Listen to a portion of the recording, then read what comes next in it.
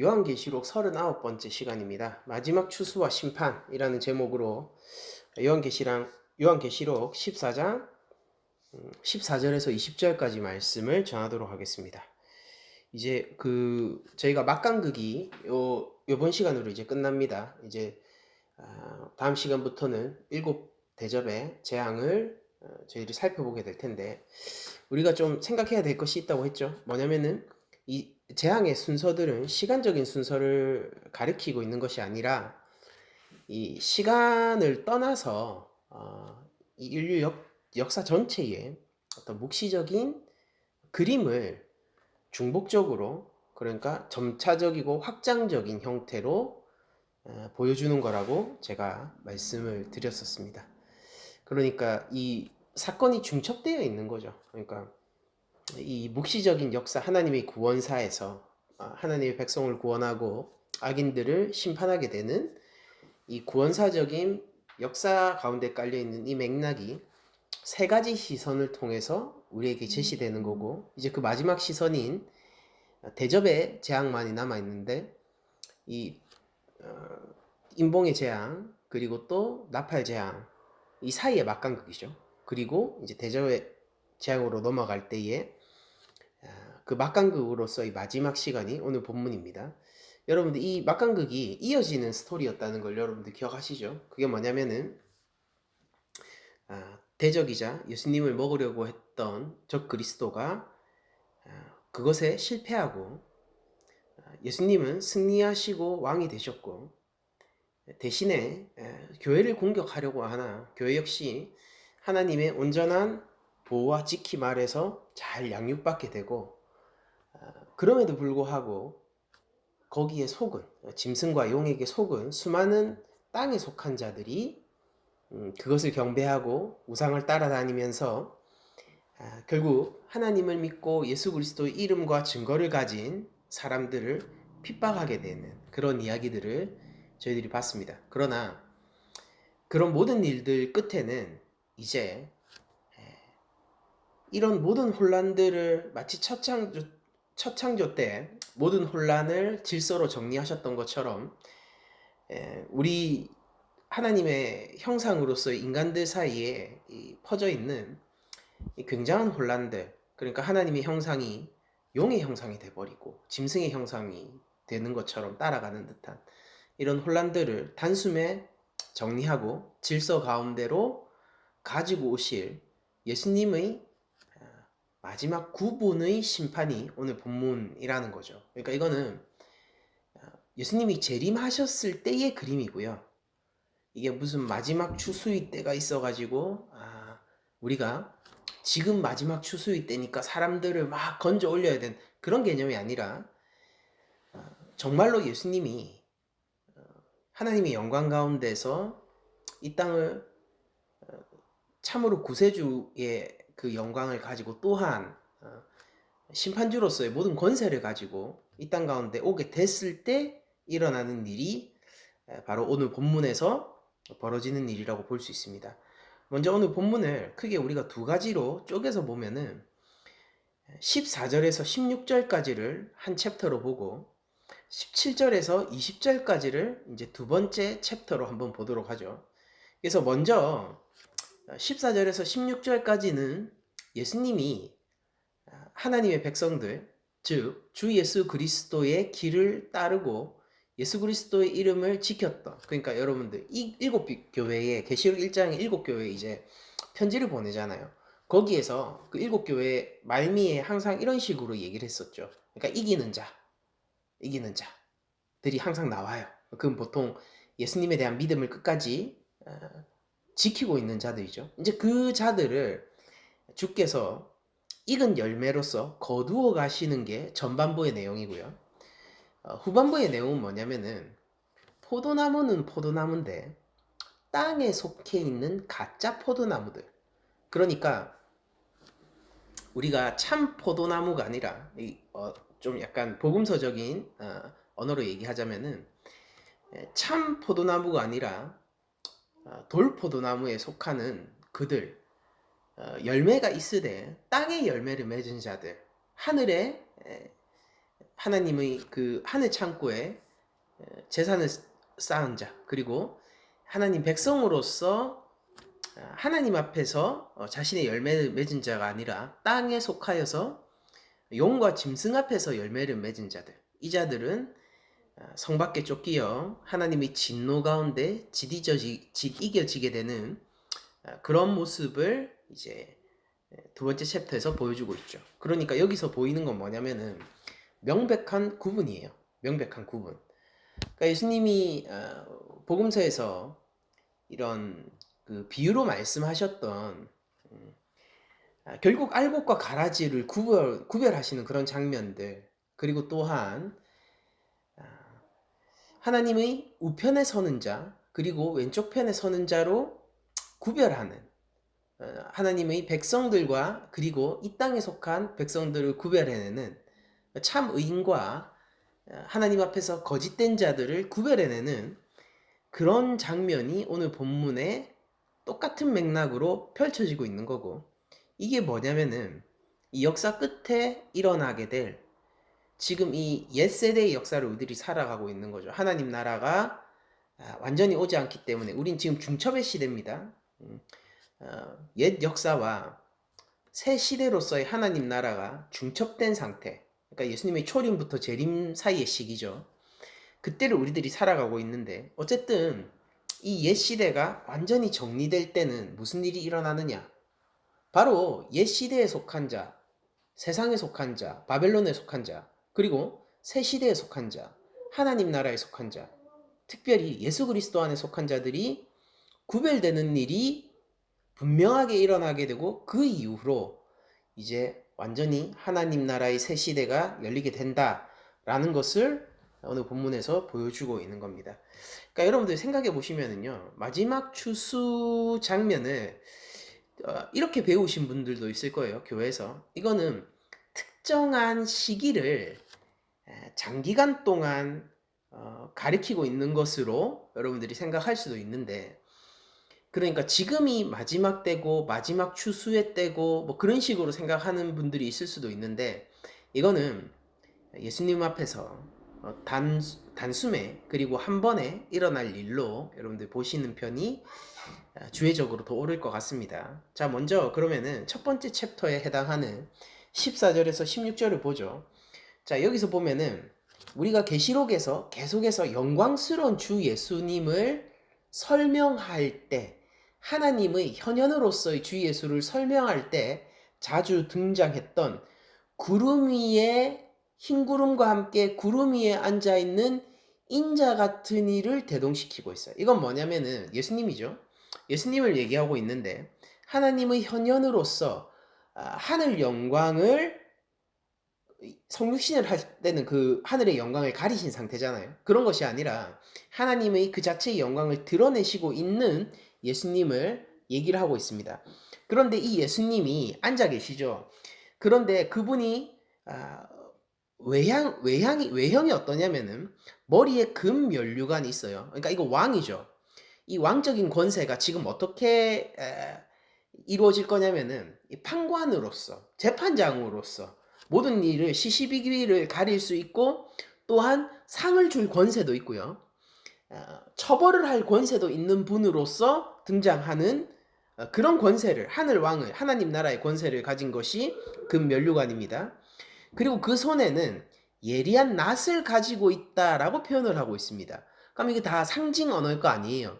그럼 예리한 낫을 가지고 있다라는 것이 무엇일까?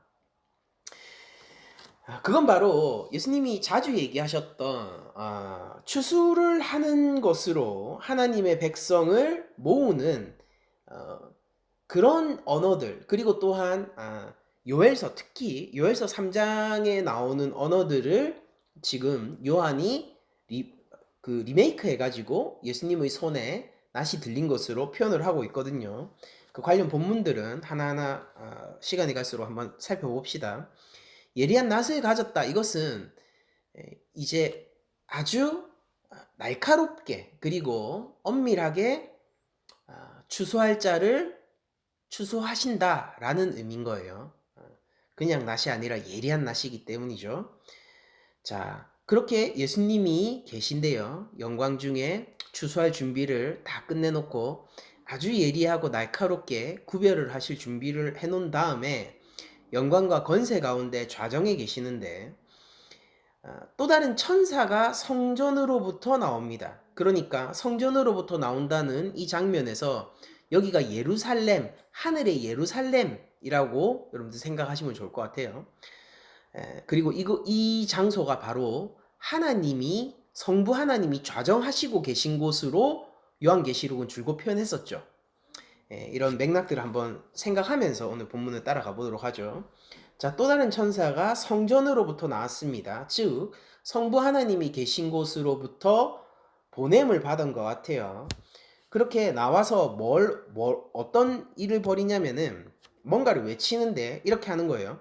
구름 위에 앉은 이를 향하여, 즉 예수님을 향하여 큰 음성으로 외쳐 이릅니다. 그럼 이 천사는 성부 하나님의 메시지를 가지고 온 천사죠.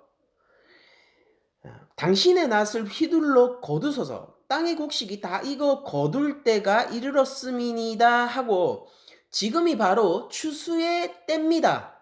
열매가 다 맺어졌습니다. 우리 성부 하나님께서 성자 예수님에게 그리 전하라라고 했습니다 라는 보냄을 받은 천사가 그 시기를 알려줍니다. 자, 왜 예수님이 마지막 그 심판의 시기를 천사를 통해서 들어야 하느냐면은, 예수님이 복음서에서 공히 말씀하신 바 마지막 날의 그 시기는 자신도 모르고 오직 성부만이 알고 있다라는 것을 말씀을 하셨고, 그 말씀을 따라서 예수님은 심판의 시기를 자신의 주권과 자신의 지식 안에서 정하는 것이 아니라 성부의 주권과 성부의 지식과 성부가 결정한 때에 따라서 마지막 심판의 때를 결정하시기 때문에 성부 하나님으로부터의 이 언질이 필요한 것이죠. 그래서 그 성부 하나님의 메시지를 받은 천사가 예수님에게 바로 지금이 마지막 심판의 때입니다. 바로 지금이 당신이 재림하시어서 이 땅의 모든 혼란을 회복하고 잘못된 것을 바로잡을 시기입니다.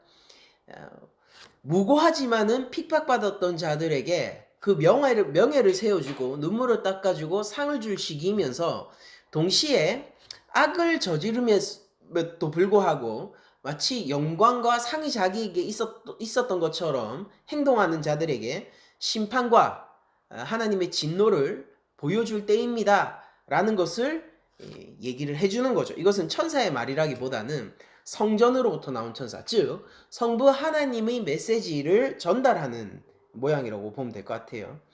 그 얘기를 딱 들으니까 구름 위에 앉으시니, 즉 예수님이 낫을 땅에 휘두르는데 땅의 곡식이 거두어져요. 여러분들 땅의 곡식이라고 얘기했죠. 여기서 우리가 두 번째 챕터, 심판의 챕터에서 보면은 땅의 포도송이라고 얘기를 하거든요. 근데 그것과 대비되어서 여기서 땅의 곡식이라고 얘기를 하는데, 이거는 이제 그 보리라든지 밀 같은 그런 작물들을 가리키는 언어예요. 그래서 땅의 곡식을 그 알곡들, 밀이 꽉 찬 밀 있죠. 그 알곡들 추수 때가 돼서 우리가 마치 쌀을 이렇게 추수하듯이, 이 그 팔레스타인 지방에서는 이제 밀이 주식이었으니까 밀을 거두는 그런 추수의 모습을 보여주시고 계십니다.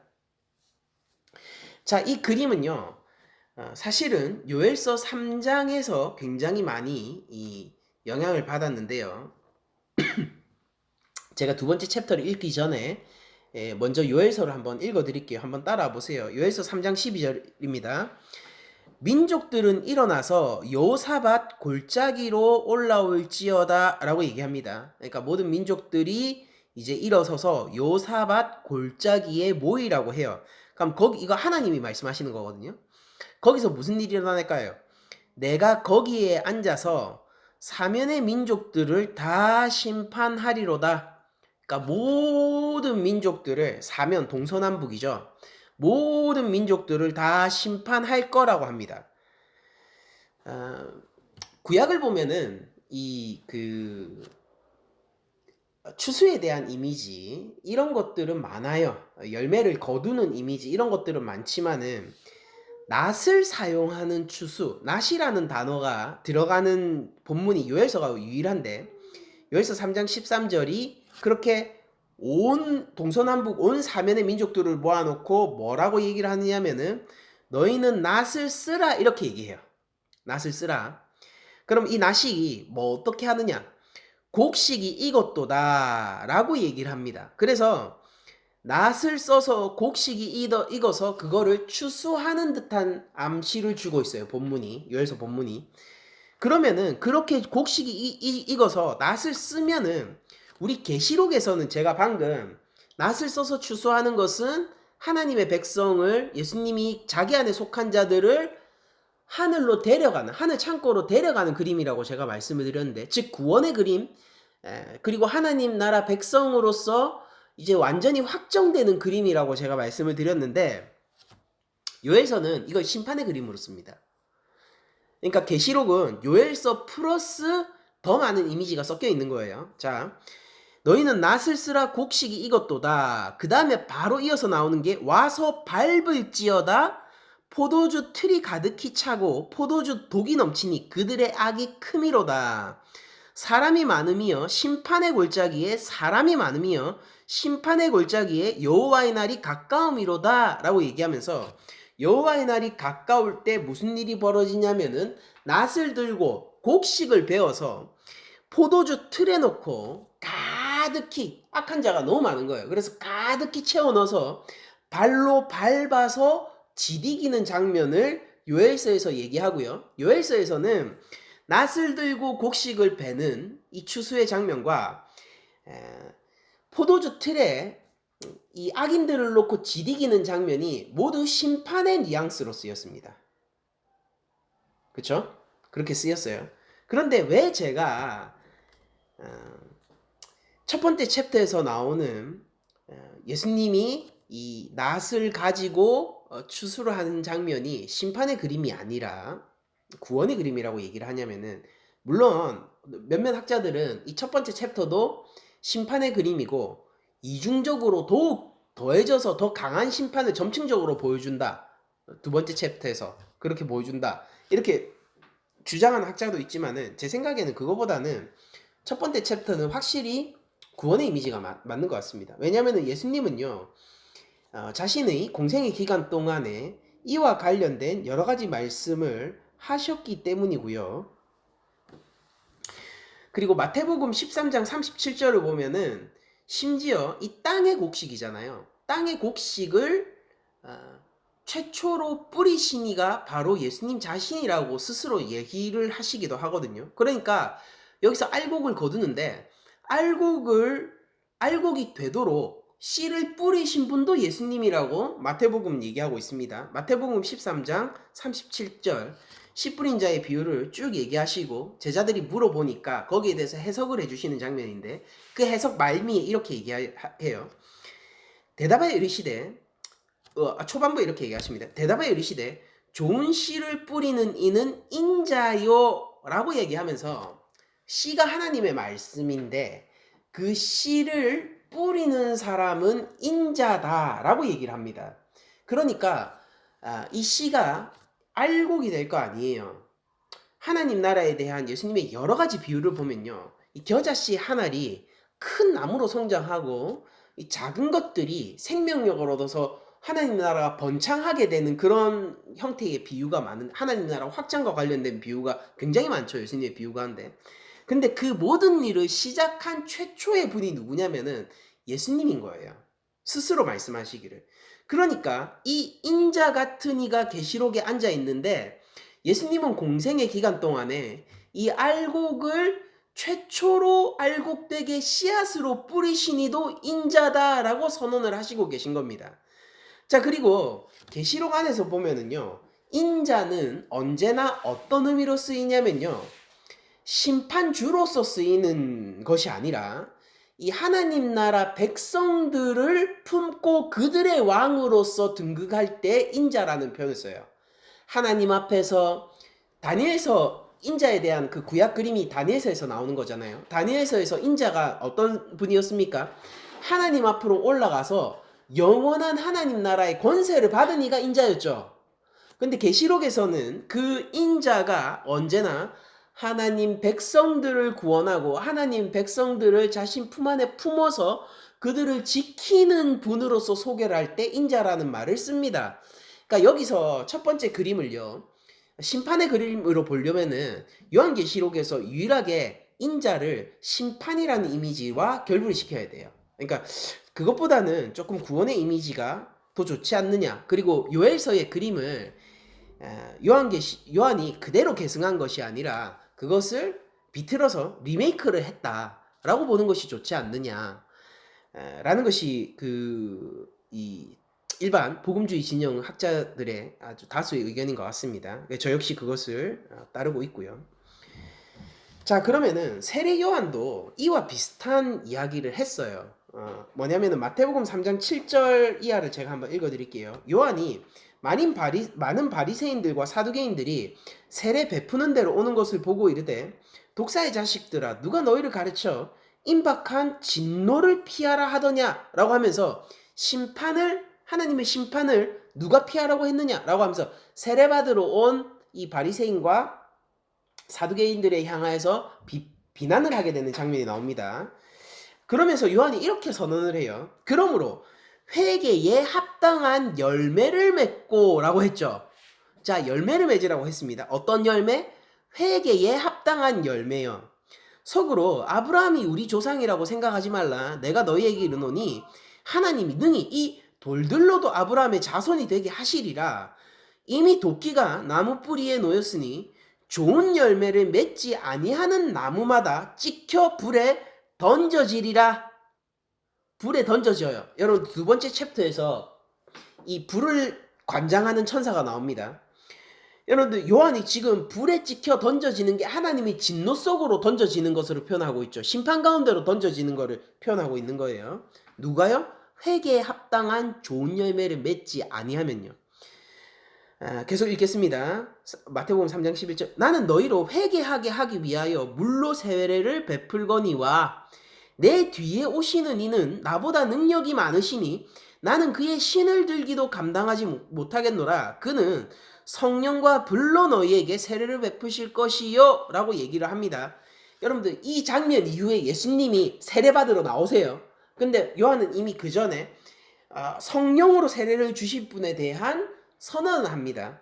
자, 그러면은 여러분들 여기서 한번 좀 멈춰서 한번 생각을 해보죠. 어떤 거냐면은 요한은요, 이 하나님 나라에 대해서 어떤 속성을 인지를 하고 있냐면요, 아주 주되게 심판으로서의 하나님 나라의 속성을 강하게 인지하고 있지만은 동시에 뭐도 얘기하고 있어요?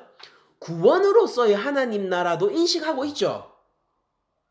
왜냐면은 나는 물로 세례를 베풀지만은 성령으로 세례를 그러니까 요엘서에서 그토록 그들이 바라던 하나님의 영을 임하게 하는 세례를 주는 그분이 온다. 나는 그분과 비교할 수 없고 나는 그분의 신을 들기도 감당하지 못한다 라고 얘기를 하고 있으니까. 그러니까 하나님 나라 그리고 혹은 심판, 마지막 때, 여호와의 날 이런 것들은 언제나 이 비중의 차이만 있을 뿐 언제나 양면성을 가지고 그 성경에서 등장을 하게 됩니다.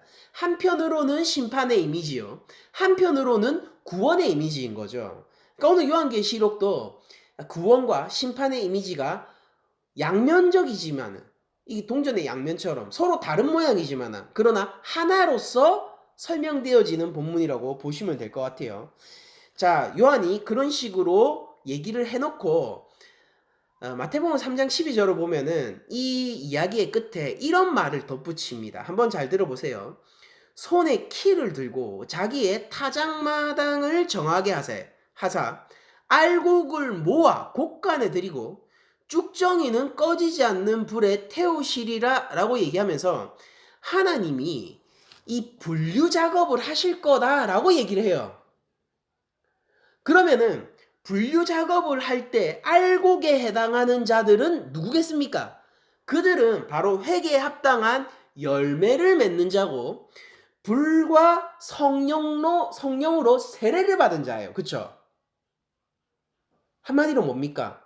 마태복음에서 이런 일이 뭘로 벌어져요? 예수님을 믿으면 벌어지는 거잖아요. 그러니까 한마디로 예수님을 믿는 자들과 그 반대 세력, 회개에 합당한 열매를 맺지 않고 물과 세례로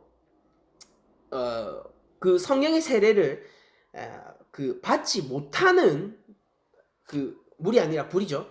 불과 성령으로 세례를 받지 못하는 이들이 이렇게 분리가 되는 거죠. 근데 이 분리가 그냥 일시적으로 일어나는 것이 아니라 영원히 일어나는 거예요. 그리고 장소가 어떤 식으로 바뀌어 있습니까? 장소가 하늘, 그러니까 알곡은 분명히 하늘의 어떤 그 곳간에 모이는 것 같은 그런 그림을 주고 있고, 쭉정이는 저 바깥에서, 그러니까 곡간 바깥에서 불로 태우는 그림을 보여주고 있는 거죠. 여러분들, 이때 당시에 농사를 할 때 알곡을 모아놓은 창고 근처에서 쭉정이를 태우진 않겠죠. 왜냐하면 위험하니까. 그래서 그때 당시에 쭉정이들을 모아서 창고에서 멀리 떨어진 곳에서 태우곤 했어요. 당연한 거죠. 상식적으로 당연한 거죠. 그런 불이 올라가는 그런 그 장소를 이 귀중한 알곡이 들어있는 이 창고 옆에서, 바로 옆에서 버리지 않을 거 아니에요. 그러니까 이게 굉장한 분리의 이미지를 가지고 있는 거죠.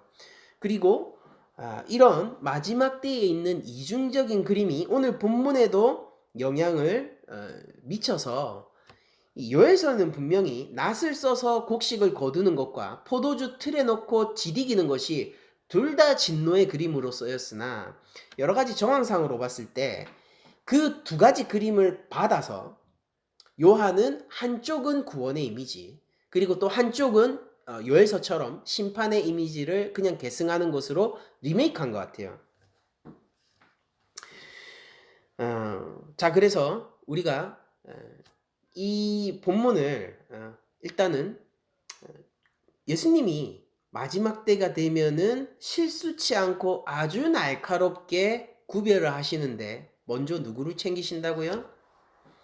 하나님의 백성들, 하나님의 자녀들, 예수님의 형제들요, 주의 신부들요, 우리 교회요, 예수님의 제자들요, 그들을 먼저 분류하여서 챙기는 것으로 마지막에 심판의 그림을 설명해 주고 있습니다.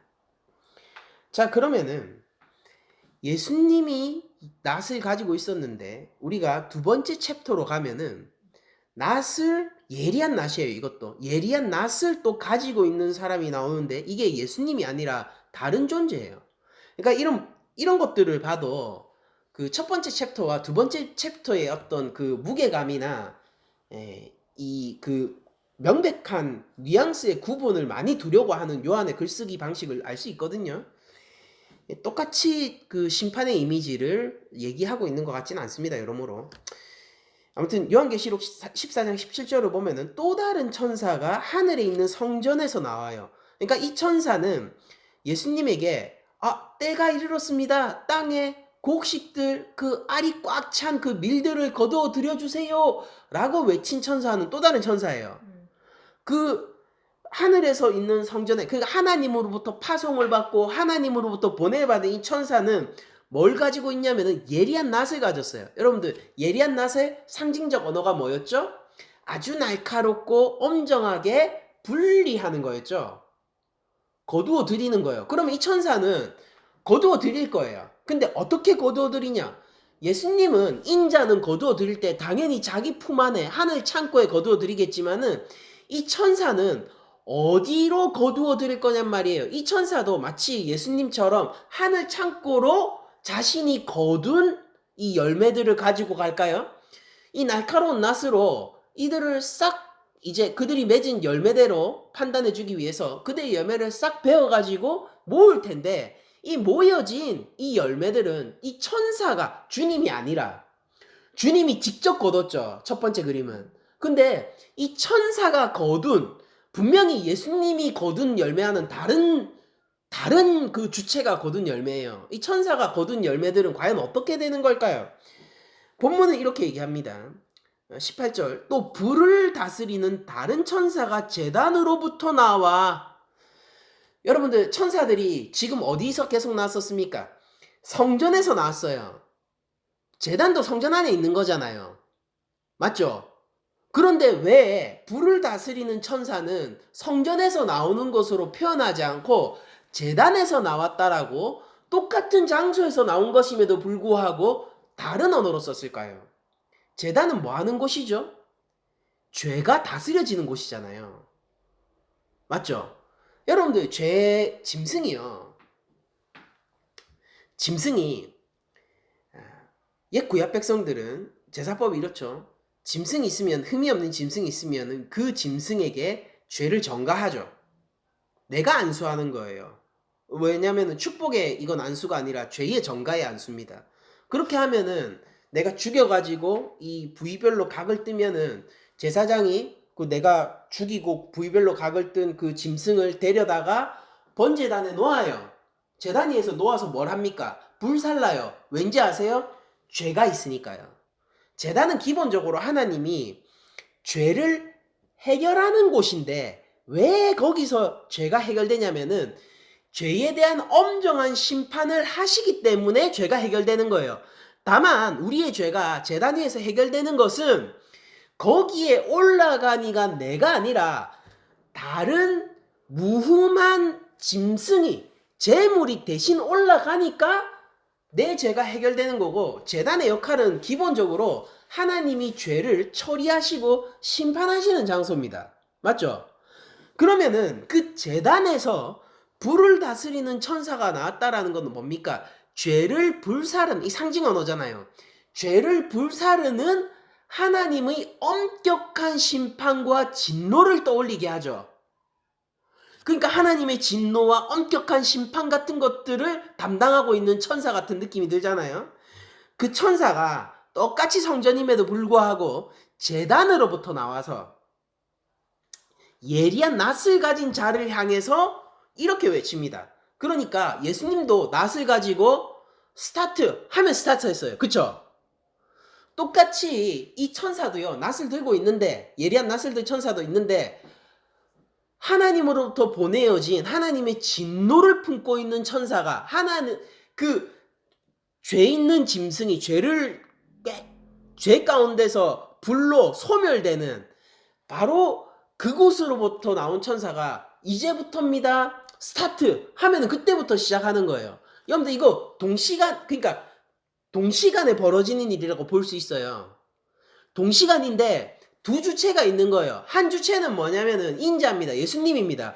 예수님은 예리한 낫을 들고 사람들을 판단하고 구별을 해서 알곡들을 모으는 거예요. 알곡들을 모으는 거라고요. 그러면은 그 동시간대에 또 무슨 일이 벌어지냐면요. 예수님이 아니라 예수님이 손대지 않는 천사들이 낫을 들고 거두어 드리는 그 나름대로 맺은 열매들을 판단해서 거두어 드리는 일이 벌어지는데, 그 일을 시작하라고 하는 것은요, 영광스러운 성부로부터 구원의 메시지를 받은 천사가 아니라 성부의 진노와 심판과 죄에 대한 엄정한 판단을 요구하는 천사가 나와서 이제 스타트 하세요. 지금 여호와의 날입니다. 지금이 바로 마지막 때입니다. 지금이 주님이 재림하신 심판의 시간입니다. 라고 선언을 해주는 겁니다. 그러면은 그 스타트 소리에 맞추어서 이제 예리한 낫을 휘둘러서 예수님이 자신의 알곡들을 챙기듯이 이 천사들도 나름대로의 열매들을 챙기는데, 그걸 뭐라고 얘기를 하냐면은 땅의 포도송이를 거두어라, 그 포도가 익었느니라 라고 얘기를 했으므로 19절에 천사가 낫을 땅에 휘둘러 땅의 포도를 거두기 시작해요. 여러분들 포도 열매는 기본적으로 어떻게 쓰이죠? 구약에서도 그렇고요, 우리가 복음서에서도 그렇고요, 포도나무 열매는 긍정적인 이미지예요. 그쵸? 긍정적인 이미지입니다.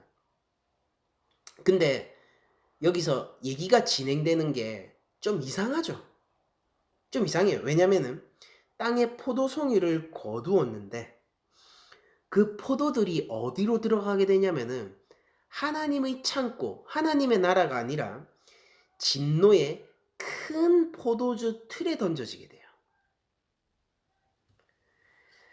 원래 요엘서 3장 13절에서는요. 이 그림의 이 근원이 되는 3장 13절에서는 이렇게 돼 있습니다.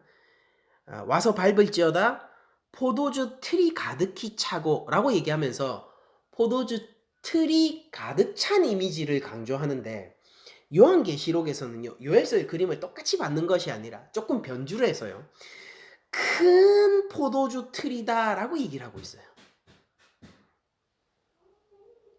왜냐면 이 차이를 아시겠습니까? 뭐냐면은 모든 죄인들이 다 모인 거예요. 역사 가운데 일시적으로 일어나는 일이 아니라요. 모든 죄인들이 다 모인 거예요. 거기 던져지는 겁니다. 여러분들 포도주를 오늘날도 그렇게 만들죠. 어떻게 만듭니까? 이 틀에 넣고 사람이 발로 밟아서 디디기는 거예요. 여러분들 요한계시록 초반부에 예수님의 다리를 뭐라고 얘기했었죠? 주석 같은, 그러니까 강철 다리였죠. 쿵 하고 밟으면은 그 강성했던 제국들이 개미처럼 이겨지게 되는 승리와 무엇도 그 행진을 멈출 수 없는 그 강철의 다리가 예수님의 모양이었잖아요. 그러니까 이런 다리로 하나님의 진노의 큰 포도주 틀에 던져진 자들이 바로 그 강철과 같은 다리에 짓뭉겨지게 되는 듯한 그림을 오늘 본문이 보여주고 있는 겁니다. 그리고 오해를 할까봐 하나님의 진노의 큰 포도주 틀이라고 다시 한번 재차 얘기해줘요. 그러면 여기서 포도나무 열매는요, 이 포도송이들은 긍정적인 의미일까요? 아니죠. 긍정적 의미가 아니에요. 자, 여러분들 생각해 보세요. 앞에서 짐승들을 요한이 소개할 때 그 짐승의 가장 큰 특징이 뭐라고 소개를 했었습니까? 겉으로 볼 때는 삼일체 하나님 같은 게 짐승의 모습이잖아요. 그러나 그 속은 뭐라고요? 그 속은 용이고 짐승일 뿐인 거예요. 자, 그러면은 이 포도송이들은 겉으로 볼 때는 포도송이에요. 그런데 그 속을 보면 뭡니까? 가라지라는 거겠죠. 왜냐면은 이 포도송이들은 누구에 속한 자들이에요? 짐승에 속한 자들이니까 짐승하고 똑같을 거 아닙니까? 이게 땅에 속한 포도송이들인 거예요. 겉으로 볼 때는 포도송이 같다니까요. 겉으로 볼 때는 천사 같다니까요. 겉으로 볼 때는 하나님 같다니까요. 근데 그 속으로 들어가면 용이고 짐승이고 쭉정이라는 겁니다. 그래서 그 가짜, 중심을 보시는 하나님이 그 가짜 포도송이, 속이 텅 빈 가라지에 불과한 그 가짜 포도송이들을 예리한 낫으로 거두어 들여서 천사를 시켜 진노의 큰 포도주 틀에 던지게 되는데, 그 포도주 틀이 어디에 놓여지게 되냐면은 마치 세례 요한이 알곡을 곡간에 들이고 쭉정이를 불 태우는 장소를 따로 마련하듯이, 이거 지금 그 본문 보면은 성전에서 나오고 이러니까 하늘의 예루살렘이죠. 하나님 나라죠. 그러니까 그 성 밖에 두는 거예요. 이거는 진노의 포도주 틀은. 뭐 장소적으로 여기 어디냐고요? 성전이 있고 제단이 있으니까 이거 당연히 예루살렘 성이잖아요. 하늘의 예루살렘 성이 이 상징적인 그림이 보여주는 게 뭐라고요? 하나님 나라요. 그러면은 하늘의 예루살렘 성 바깥에 있는 자들은 뭘 상징하는 겁니까? 하나님 나라 밖에 던져진 하나님 나라의 외인들요. 그들은 거기에서 틀에 넣어져서 밟히게 되는데, 거기에서 피가 나서 말 굴레까지 닿았고 1600 스타디온에 퍼졌다라고 하는데, 이 1600 스타디온이 그냥 단순히 오늘날 우리가 익숙한 키로수로 얘기하면 한 300km 되고요. 300km 정도의 크기가 되고, 그게 당시에 팔레스타인 땅의 그 길이가 한 300km였다라고 해요. 근데 더 중요한 건 뭐냐면은 이 1600 스타디온도 14만 4천처럼 상징 언어예요. 그게 뭐냐면은 4 곱하기 4 곱하기 10 곱하기 10이에요. 4가 두 번 반복되고 10이 두 번 반복되는 숫자인데 여러분들 4가 어떤 숫자입니까? 4는 바로 동서남북 온 세계를 지칭하는 건데 온 세상을 강조하고 10이 뭡니까? 꽉 찬 수죠. 거기에 꽉 차고 꽉 찼는데 즉 이 하나님의 진노의 포도주 틀에 던져서서 피 흘리는 일이 어떻다고요? 열방 가운데서 일어난다고요. 그러니까 요엘서에서 포도주 틀이 가득 찼다라고 얘기하는데 요한은요 이거를 그 밀도로 표현하는 것이 아니라 그냥 범위로 표현하기 위해서 큰 포도주 틀이라는 다른 언어를 쓴게 된 거죠. 이해가 가시죠? 그러니까 이 그림에 오리지널한 그림을 제공했던 요엘서는요 진노의 밀도를 보여주는 거예요. 그 하나님 앞에서 악인들이 와서 밟을 통이 가득 찬 그 하나님 앞에서 심판받아야 되는 임박한 심판을 받을 수밖에 없는 그 꽉 찬 관용한 악의 어떤 그런 밀도를 얘기해 주려고 한다라면은 오늘 본문은 뭡니까? 계시록 본문은 그 하나님의 진노의 크기를 얘기하려고 하는 거예요. 이 진노의 크기가 동서남북 어디에서도 피할 수 없다고요. 동서남북 어디에서도 피하면은요 다시 한번 세상을 뒤집어 엎을 거예요. 숨을 수 없어요. 얼마만큼 꽉 차냐고요? 어딘가 빠진 구석이 있냐고요? 아니 10이에요 10. 거기 전체에 일어나게 된다고요. 그러니까 하나님의 진노를 피할 수 있는 가짜 포도송이들이 없단 말이에요. 겉으로는 성부인 척하는 용이 용으로서 드러나게 되는 그날, 겉으로는 성자인 척하는 바다에서 올라온 짐승이 진짜 바다 짐승임이 드러나는 그날, 겉으로는 성령을 흉내내는 땅에 속한 짐승이 진짜 땅에 속한 짐승이 드러나는 그날, 그들이 스올에서 올라왔고 게헨나에서 올라왔으니 그들이 다시 그 구렁텅이로 빠지게 되는 그날, 거기에 속해 있는 자들, 즉 우상에게 속해 있고 이 하나님께 속해 있지 않은 모든 자예요. 우상에게 속해 있고 로마에 속해 있고 바벨론에 속해 있고 세상에 속해 있는 이 자들이 사실 파산당한 상태임이 드러나게 되는 그날, 그날이 어떤 범위로 일어난다고요? 밀도가 아니라 어떤 범위로요? 싹 다요. 피조세계 전체예요. 빠지는 곳이 있습니까? 하나님의 눈이 미치지 못하는 곳이 있습니까? 하나님이 저 큰 바위 뒤에 숨어서 놓치는 곳이 있습니까? 없다라는 거예요. 그게 뭐냐면은 1600 스타디온이요. 4 곱하기 4 곱하기 10 곱하기 10. 그리고 이때 당시에 이제 게마트리아라고 숫자의 상징을 넣어서 사용하던 그런 문화 안에서는 이 40을 심판의 숫자로 쓰기도 했었어요. 그러면은 요한이 정확한 의도가 뭔지 모르겠지만은 제가 생각했을 때는 진노의 범위를 표현하는 거라고 생각합니다. 근데 만약에 그러니까 40 곱하기 10을 이 얘기를 했으면은요, 그걸 했으면은 이 요엘서와 마찬가지로 하나님 진노의 그 큰 밀도를 보여주는 쪽으로 해석이 될 텐데, 제가 생각했을 때는 이거는 범위적인 모양을 하나님의 진노가 이 땅 모두에, 하나님의 심판이 이 땅 모두에 범위적으로 한 군데도 빠짐없이 일어나게 될 거라는 것을 보여주는 그림에 더 가깝다라고 봅니다. 자, 불을 다스리는 천사는요, 땅에 포도송이를 거둘 것을 명령했어요. 불길한 거예요.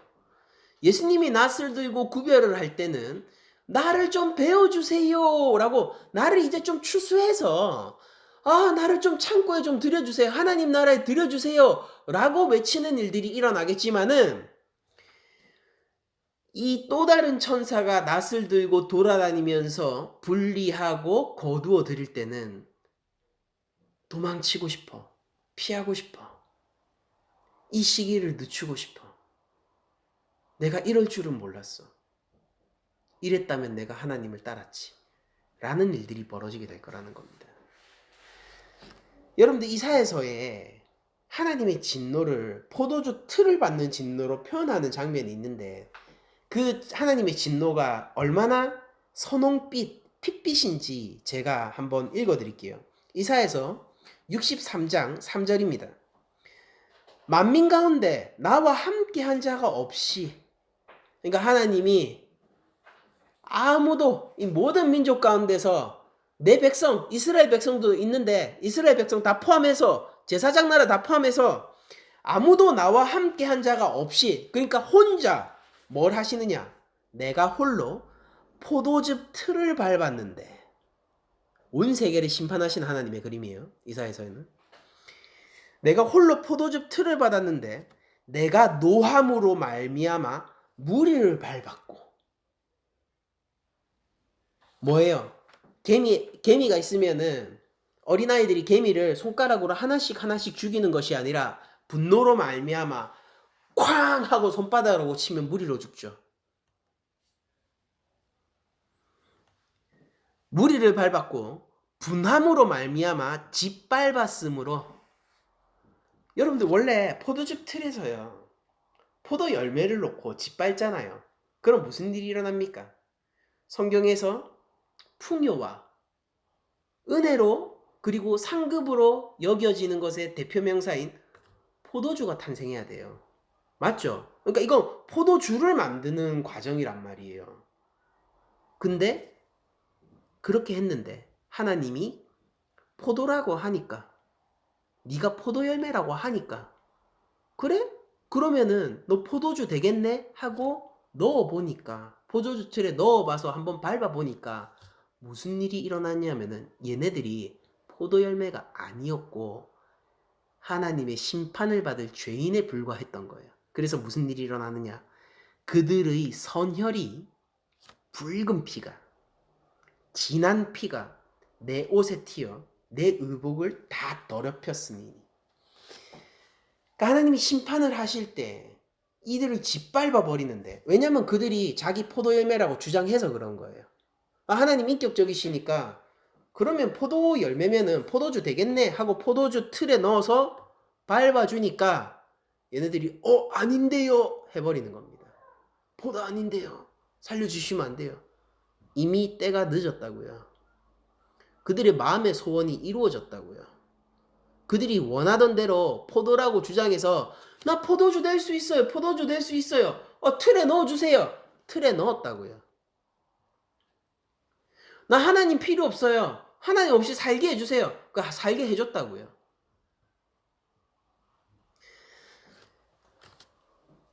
그랬더니 하나님의 진노 가운데 있게 되는, 그들의 소원이 이루어지자마자 하나님의 진노 가운데 일어나게 되는 일이 벌어졌고, 그들은 그들이 소망했던 것이 무엇인지도 알지 못하는 바보 같은 자들임이 그때 드러나게 되고, 누가 지혜자이고 누가 지혜 없는 자인지 역사 가운데 선명하게 구별되어지는 일이 바로 이사야서 63장 3절에서 나오는 하나님이 홀로 포도주 틀을 지디기는 장면과, 그리고 요에서에서 나오는 사면에 모든 민족들을 모아서 베어버리고 포도에 지디기는 그 장면과, 오늘 계시록에 나오는 이 하나님, 여기서 아주 확실하게 얘기하죠. 하나님의 진노의 큰 포도주 틀에 모든 피조 세계에 속한 하나님의 형상들, 본디 하나님 앞에서 당연히 순종을 하고 경외를 했어야 될 그 사람들에 대한 죗값을 치르게 되는 장면을 보여주고 있는 것입니다.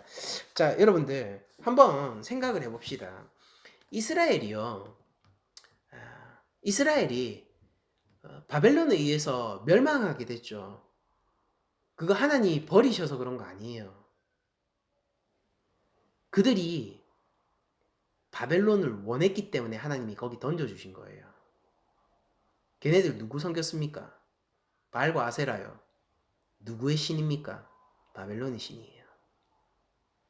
그들이 그 신에게 구하니까 하나님은 조금 필요하고 바알과 아세라는 훨씬 많이 필요하니까 그게 점점 한계를 넘어서서 그들이 정말로 진심으로 하나님보다 바알과 아세라를 갈구하게 되니까 무슨 일이 일어났느냐?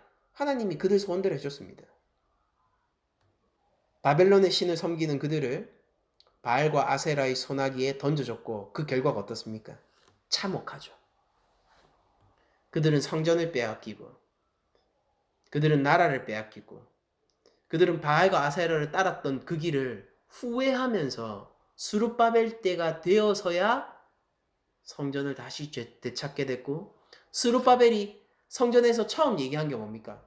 율법을 재반포하는 거죠. 하나님의 말씀을 잃어버렸을 그때가 되어서야 하나님 말씀의 소중함을 다시 찾게 되고, 여러분들 생각해 보세요. 하나님이 오늘 설교 제목이 마지막 추수와 심판인데, 우리가 하늘 창고에 들어가는 추수되는 알곡으로서 하나님 나라에 올라가는 건 좋다 이거예요.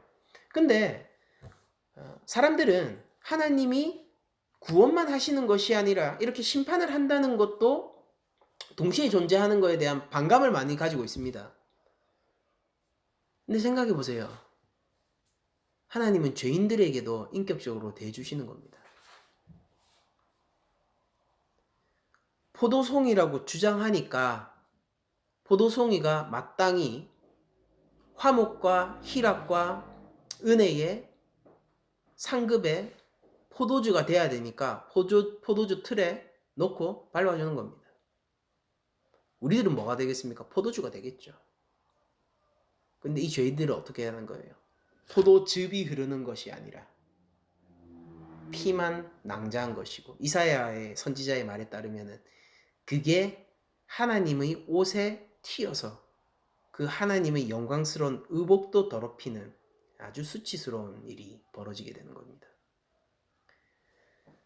바알과 아세라를 추구하는 그들이 정말로 바알과 아세라에게 던져졌을 때 그들의 미래가 얼마나 처참합니까? 여러분들 생각해 보세요. 광야에서 첫 번째 출애굽 백성이 애굽을 그리워했었습니다. 그런데 하나님이 정말로 그들의 소원대로 다시 바로에게 던져줬으면은 그들의 인생이 얼마나 초라했을까요? 그때는 정말로 만나가 그립지 않을까요? 그때는 정말로 메추라기가 그립지 않을까요? 그때는 반석에서 나오는 물밖에 없는 그 광야가 그립지 않겠냐고요. 거기를 안락한 서식처로 여기지 않겠냐고요.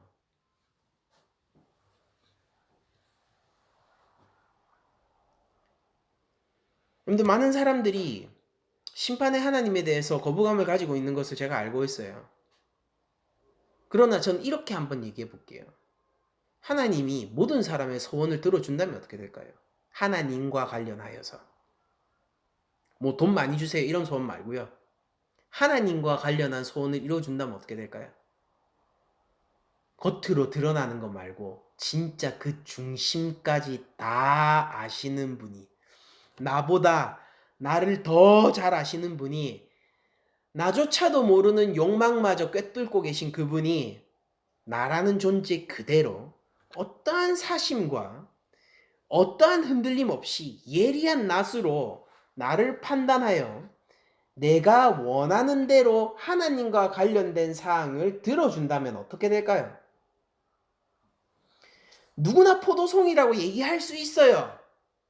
그럴 수 있다니까요. 그러니까 세례 요한 앞에 바리새인과 사두개인도 회개의 세례를, 물 세례를 받으러 나왔었잖아요. 그런 척 할 수 있다고요.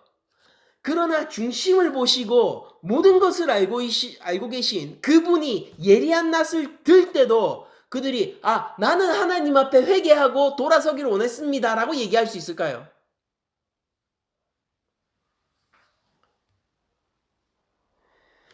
그러니까 우리 교회 한국교회 아직까지 많은 성도들이 남아있잖아요. 여전히 메이저 종교고요. 그래도 종교가 저물어가는 시대지만 그래도 미래가 있다고 한다면 우리 개신교잖아요. 근데 여러분들 생각해보세요. 그 많은 개신교인들이 전부 하나님을 사랑한다, 예수님을 믿는다라고 해요. 여러분들 바리새인과 사두개인들도요, 포도성이라고 주장했고 내가 회개를 원한다라고 하면서 세례요한 앞으로 나왔다니까요. 세례 요한이 간파하는 것을 어찌 하나님이 간파하지 못하겠습니까? 여러분들 포도송이면은 증명을 해야 돼요. 포도주 틀에 들어가게 될 거예요. 포도주가 될 거니까요. 주께서 나를 받을 때 제국을 받는 강철발이 아니라 포도주를 만든 농부의 발이 돼서 내 몸에서 아름답고 향이 가득한 포도즙이 흐르도록 해주실 거라니까요. 근데 수많은 사람들이 나는 포도 열매입니다, 포도 열매입니다 할 때 하나님이 정말로 그렇게 대해주시면은, 거기서 물론 기쁜 사람들도 있겠지만은 그렇게 대해주셨을 때 큰일 날 사람들도 한국교회에 있는 것이 사실이잖아요. 그러니까 이 부분은 우리가 두렵게 생각해야 되는 것입니다. 그러니까 하나님, 심판하신 하나님이 인정할 수 없다고요? 좋아요. 그러면은 그렇게 얘기하는 사람 마음 가운데서 하나님은 어떤 사람이냐고요? 그렇게 하나님에 대해서 정했는데 실제 그 정의가 존재하시고 살아계신 하나님과 다를 경우에는 어떡할 거냐고요? 뭘로 그거를 개런티할 수 있냔 말이에요. 난 사랑의 하나님이다, 심판은 없다. 이게 뭘로 개런티할 수 있냐고요? 자기 생각이잖아요. 하나님이 그 중심까지 파고드신다니까요. 뭐예요? 나는 죄 지어도 살고 싶다라는 거잖아요. 달리 얘기하면 뭡니까? 이 정도 죄 지은 건 괜찮아. 내가 특별히 죄 지은 건 없어. 그거잖아요. 사람들 대부분 그거 아니에요? 아니, 이 정도 살았으면 괜찮지. 사람이 좋은 일도 하고 나쁜 일도 하지 않습니까? 그러니까 완전히 나쁜 사람은 없단 말이에요. 그러니까 이 정도 살았으면 괜찮지 라고 얘기하면서 그 마음의 중심이 예리한 낫이 되어졌을 때 어떻게 구별될까요? 죄는 괜찮아. 그래? 널 죄 가운데 그럼 던져줄게. 이렇게 되면 어떻게 할 거냐고요. 하나님이 인격적으로 대해주시면 어떡할 거냐고요. 그 로마서에 나오는 바울의 말처럼 그 마음을요, 그 타락한 욕심과 죄 가운데 하나님 그냥 던져두시면 어떡할 겁니까?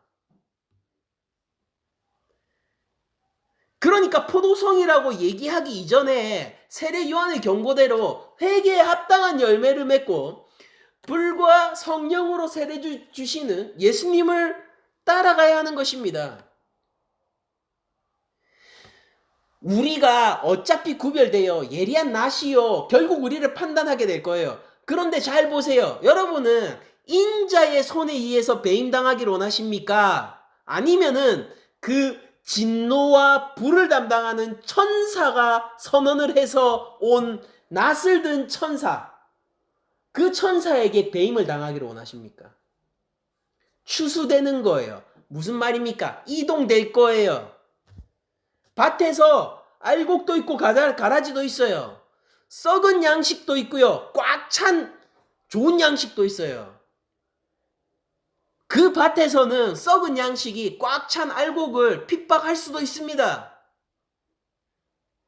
그러나 예리한 낫의 시간이 오는 그때 구별될 거라고요. 모든 것이 제자리를 찾을 거라니까요. 바알과 아세레를 사랑하면서 하나님, 나는 당신을 경외합니다 라고 거짓말했던 자들, 바벨론에 던져질 겁니다. 나는 만나와 메추라기로 살기를 원해요 라고 하면서 애굽의 고기를 몰래 훔쳐 먹던 자들, 애굽으로 던져질 거예요. 나는 예수님을 따라 살고 하나님과 함께 살아가기를 원합니다 라고 선언하고 그럴듯하게 보였던 자들, 그러나 세상의 양식을 추구하고 용의 길과 짐승의 길을 남몰래 추구했던 자들요, 용과 짐승에게 던져질 거예요. 여러분들 기억하세요. 그 용은 본디 출처가 무적행이에요. 용이 어디로 돌아가겠습니까? 용이 누구를 구원하고 용이 누구를 살립니까? 용이 무슨 영광을 주고 우리에게 무슨 권세를 주겠어요? 본디 무적행에서 겨우 길로 기어 올라온 그 용이. 그러니까 여러분들, 우리가 바벨론의 길에 서지 말고 애굽의 길에 서지 말고 오직 여호와 하나님의 길에 서야 되고, 구약의 지혜서의 모든 가르침처럼 여호와 경외의 길로 가야 되고, 우리가 신약의 모든 가르침처럼 내가 죽고 예수님을 따라가는 이 제자의 길을 가야 되는 것입니다. 그러니까 오늘 본문은 선명하죠. 뭐냐면은 마지막 때 주님이 이 땅에 다시 오실 때 구별이 일어나요. 주님이 직접 거두어 가실 자와 하나님이 진노에 의해서 불태워질 자. 본디 옛 마귀, 사단도 하나님이 직접 출병하신 게 아니에요. 천사를 보내서 가 했을 때 쓸렸습니다. 똑같이 하나님이 천사를 보내서 가 라고 했을 때 그 천사의 손에 들린 낫으로 배임을 당하는 자들 미래가 없다 봐야 돼요. 한시적인 게 아니라 이건 영원한 판결이기 때문입니다. 지금 말이에요. 지금 예수님 믿어야 돼요. 그러니까 지금 하나님 말씀대로 살아야 돼요. 지금 회개하고 지금 회개에 합당한 열매를 맺어야 됩니다. 내가 포도송입니다. 그 말이 얼마나 무서운 말인지 생각해야 돼요. 그저 주여 나를 구원하소서라고 얘기하는 편이 훨씬 낫습니다. 하나님, 나보다 하나님을 사랑하는 이가 더 어디 있습니까? 책임지지 못할 말을 하는 것보다 그저 예수님, 이 죄인을 긍휼히 여겨 주시옵소서라고 말하는 편이 훨씬 나은 거예요. 우리가 하나님 앞에서 겸손과 하나님 은혜에 온전히 기대는 가난한 심령과 마음으로 이 땅에서 주께서 나를 거두어 주시기를 소망하며 살아갑시다. 그리고 심판이 없다 하는 어떤 자들의 말을 따르지 않고 우리의 중심 깊숙이까지 나도 알지 못하는 나까지 다 발견하여서 심령과 골수를 쪼개서 낱낱이 드러내실 하나님을 두려워합시다. 사람의 말을 신뢰하는 것보다 하나님의 말을 신뢰하는 것이 훨씬 옳을 줄 압니다. 마지막 때에 주님이 이 땅에 다시 오실 때에 구원과 심판의 일이 있다는 것이 우리에게는 소망으로 작용하고 그리고 두렵고 떨림 가운데 구원을 이루어 나가는 원동력이 되시기를 축복하면서 모든 말씀을 마치도록 하겠습니다.